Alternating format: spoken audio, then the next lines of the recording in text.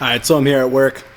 I got a knife that I bought on Amazon not too long ago. It's one of those like kukri knives. Kind of cool. Super cheap. It was 30 bucks in this kind of awesome little leather sheath. But after using it for a couple weeks, I just happened to look down and notice that there was this very weird crack, and I don't know what the heck would have caused it. But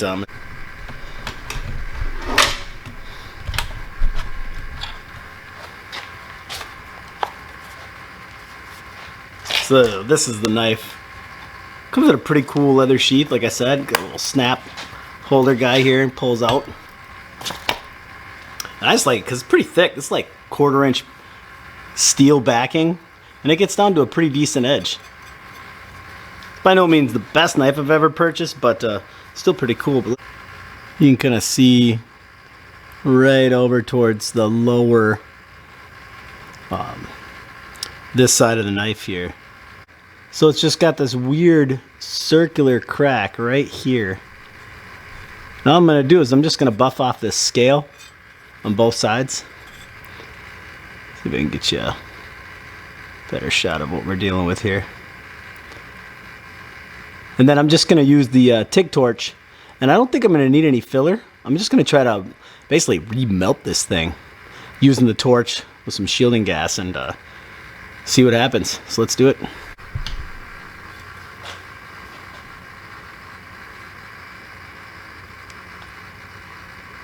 That might be a better picture right there. You can see that hairline crack. And it feels like I can almost just grab it and pull that thing off. And I'm sure this isn't even super necessary. I could probably just like grind this out. But figured what the hell, why not just clean it up and do a quick weld and see what the heck we can make happen.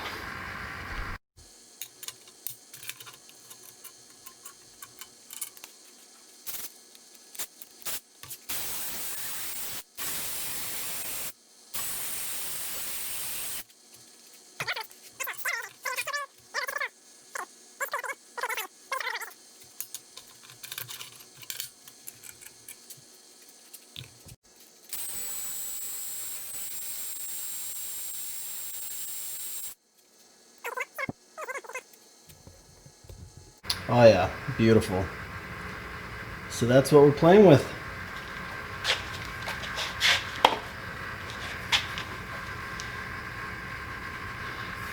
Now I was contemplating drilling a hole right here at like wherever the base of the crack is, and then filling that in with just a little bit of filler wire, TIG welding, and then just autogenous welding, basically like just using the torch without metal, without additional filler metal. And then just filling in this crack. And this is pretty thin stuff. It's only like down here, it tapers to about 1/16 of an inch, I'd say. That's just a guess. But it's definitely thin. So I'm thinking with minimal amperage, I can probably get full penetration from one side to the next and just buff it out. But I don't know. I don't know if this steel's hardened or what's actually been done to it.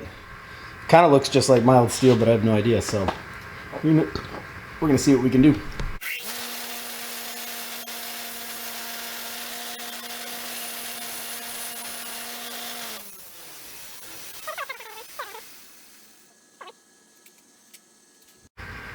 If you look closely, you can actually see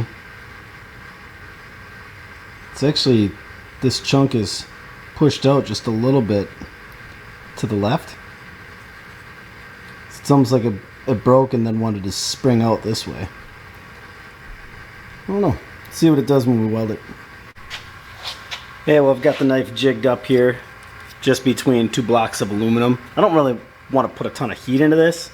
I just want to see if I can remelt it and fuse this piece back together, and then I'm just going to grind it down and buff it out. So, start with a nice sharp tungsten and see where we can go.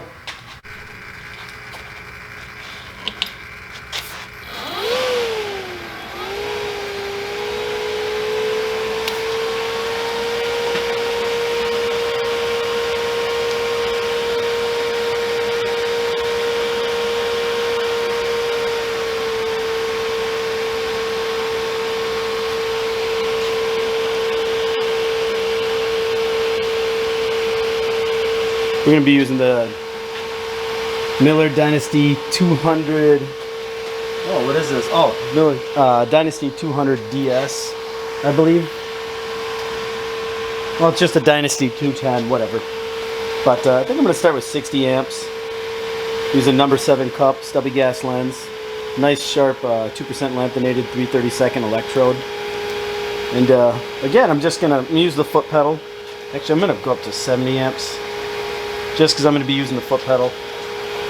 So I can give it more or less if I need it, but I think 70 should be plenty for this. And yeah, we're on DC, electrode positive. High frequency start, so I'll be using the foot pedal like I already said. I want to say my pre and post flow is like half a second and post flow is 6 seconds or something of argon. I think we typically have our machine set to about 20 SCFH of argon. I've got a 1/16 309L filler wire just in case I need it. I don't think I'm going to, but better to be safe than sorry, right? All right.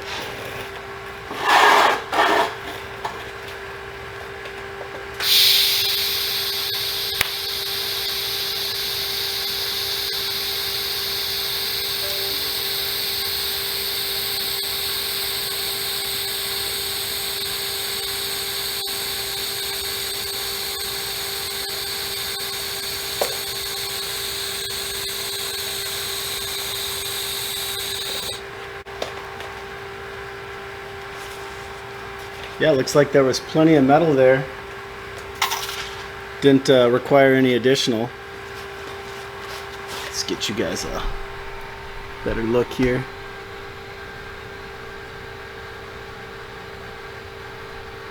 I think towards the back here, right near the edge, I could have definitely added some. But I think I'm going to just do this same thing to the other side, and then I will add a little dab, just because then I can grind this edge flat after the fact.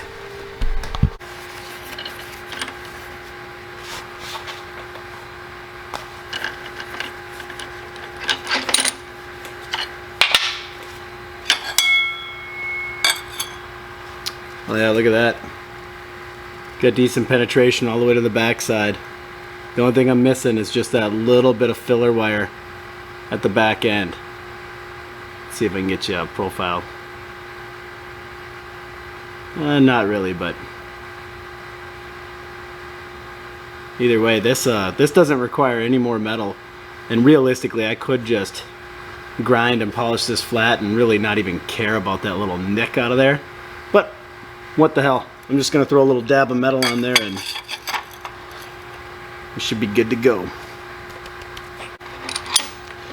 If you guys are not aware, aluminum for pinching pieces of metal together and clamping is really nice because it is a softer metal, but also it's an amazing heat sink.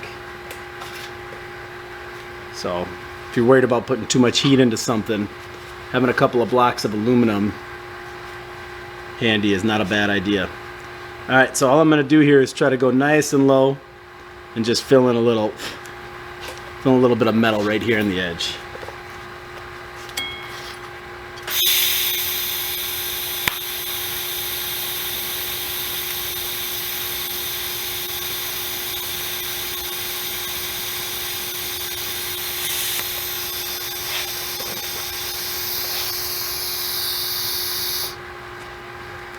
Yep, and that'll do it. Put in a little bit more than I needed, but it's always better to just add a little bit more, keep that puddle nice and cool, and just means a little bit longer time with the grinder, which I don't mind.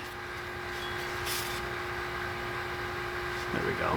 And as you can see, I got a nice blob on there.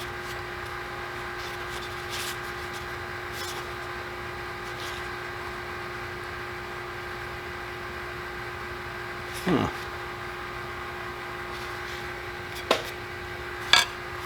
Trying to see if that crack grew above there, if that's just a play of the light. I think that might just be a play of the light. I'm going to buff this stuff down and we'll see if it exposes any other further crack up. Because normally, like, if you can find the root of the crack, just drilling a hole right where the crack is and then welding in after the fact is ideal. But I kind of thought, well, I'll just try welding first and see what's up, but we might be welding a little bit more on this. Let's see what the grind turns out.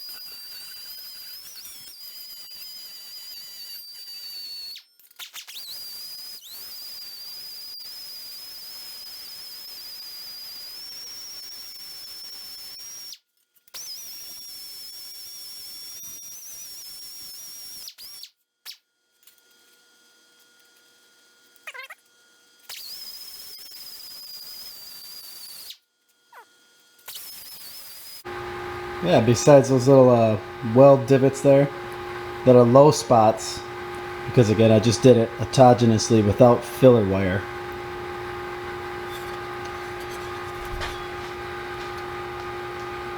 This side clearly was the back side initially, and that's the reason there's no perceptible low spots or anything like that. The blade already had kind of a weird bow to it. Again, you kind of get what you pay for. 30 bucks with that sheath, but I thought this might just be kind of fun to, you know, repair and see what we can't make happen with it.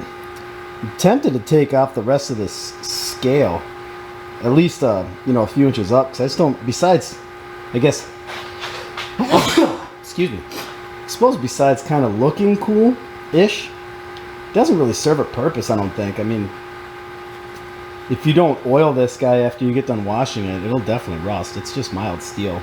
So I don't know. I think it's just more of an aesthetics thing than anything operationally. But by all means, if somebody else knows more, I'm by no means a bladesmith or blacksmith or whatever. So if somebody knows, definitely, you know, holler that out in the comments and let me know. That way I can talk less stupider in the future. But yeah, so I'm going to go ahead and call this repair done, but I am going to buff out a little bit of that stuff, so let's do that.